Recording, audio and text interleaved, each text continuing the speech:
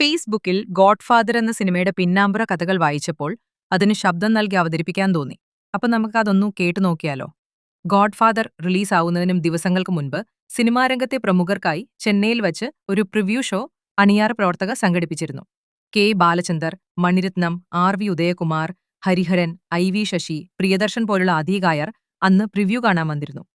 Cinema അവസാനിച്ചതും നായകൻ മുകേഷിനെ ആദ്യം അഭിനന്ദിച്ചത് തമിഴകത്തെ ഇയക്കുണർ സിഗരം എന്നറിയപ്പെടുന്ന കെ ബാലചന്ദ്ര ആയിരുന്നു. എ കംപ്ലീറ്റ് എന്റർടൈനർ എന്നാണ് സിനിമയെ ബാലചന്ദ്ര അന്ന് വിശേഷിപ്പിച്ചത്. സിനിമയിൽ മുകേഷിന്റെ അച്ഛനായി വേഷമിട്ട എൻ പിള്ളയെക്കുറിച്ചായിരുന്നു ബാലചന്ദ്രന്റെ അടുത്ത സംശയം. സ്റ്റേജ് ബാക്ക്ഗ്രൗണ്ടുള്ള നടനാണോ അദ്ദേഹമെന്ന സംശയം ബാലചന്ദ്ര ഉന്നയിച്ചു. അതെ എന്ന് മുകേഷ് മറുപടി പറഞ്ഞപ്പോൾ അത്തരമൊരു പശ്ചാത്തലത്തിൽ നിന്ന് വന്ന നടന് മാത്രമേ ഈ വേഷം ഇത്ര മികവുറ്റതാക്കാൻ സാധിക്കൂ എന്നും അദ്ദേഹം പറഞ്ഞു.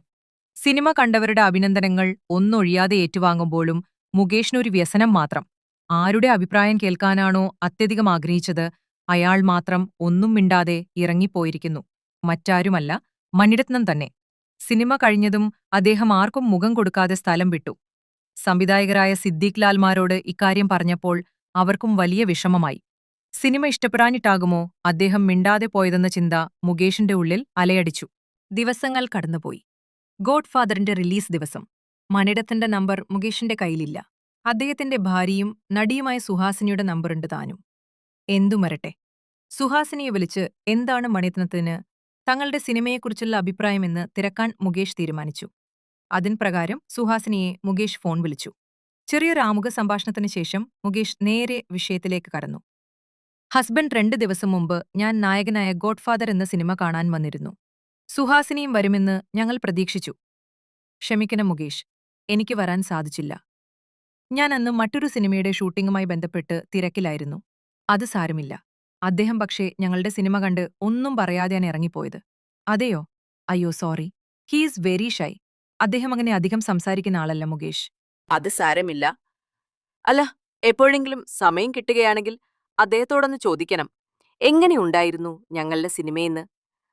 കാരണം ഈ സിനിമയുടെ ഫുൾ ക്രൂ അദ്ദേഹത്തിന്റെ അഭിപ്രായമറിയാൻ കാത്തിരിക്കുകയാണ്. എല്ലാവരും എന്നെ ഫോണിൽ വിളിക്കുമ്പോൾ ചോദിക്കുന്നു, മണിരത്നം വിളിച്ചിരുന്നോ? അദ്ദേഹം സിനിമ കണ്ട അഭിപ്രായം പറഞ്ഞിരുന്നോ എന്നൊക്കെ. അതുകൊണ്ടാണ് ഞാൻ ചോദിക്കുന്നത്. മുകേഷേ, സത്യം പറയട്ടെ. പറയൂ, എനിക്കും അതാണ് കേൾക്കേണ്ടത്. 2 ദിവസമായി മണി എന്നെ ഇവിടെ ഉറക്കിയിട്ടില്ല. He was really raving about this movie. ഇതാണ് പടം. ഇങ്ങനെ വേണം പടമെടുക്കാൻ. എന്തൊരു പടമാണ്, പറയാതെ വയ്യ. ഗംഭീരം, അതിഗംഭീരം.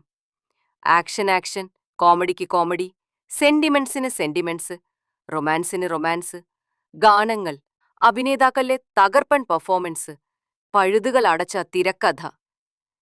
ഇങ്ങനെ ഏത് ആസ്പെക്ട് എടുത്തു നോക്കിയാലും ഒരു കൊമേഴ്ഷ്യൽ സിനിമക്ക് ആവശ്യം വേണ്ട എല്ലാ ചേരുവകളും കൃത്യമായ അളവിൽ സമാസമം ചാലിച്ചൊരുക്കിയ മറ്റൊരു എന്റർടൈനർ മലയാളത്തിൽ ഇറങ്ങിയിട്ടുണ്ടോ എന്ന് തന്നെ സംശയമാണ്.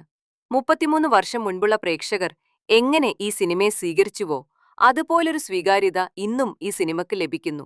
ഇതിലെ പാട്ടുകൾ, കോമഡി രംഗങ്ങളെല്ലാം 3 പതിറ്റാണ്ടുകൾക്കുറവും ചർച്ച ചെയ്യപ്പെടുന്നു. ഒരു സിനിമാ കഥ പോലെ ഏറെ രസകരവും കൗതുകകരവുമാണ് ഗോഡ്ഫാദർ പിറന്നു വീണ നാൾവഴികൾ. അതിനെക്കുറിച്ച് നമുക്ക് അടുത്ത ഭാഗത്ത് കേൾക്കാം. വീഡിയോ ഇഷ്ടമായാൽ ലൈക്ക് ചെയ്യാനും സബ്സ്ക്രൈബ് ചെയ്യാനും നിങ്ങളുടെ അഭിപ്രായം കമന്റായി അറിയിക്കാനും മറക്കല്ലേ.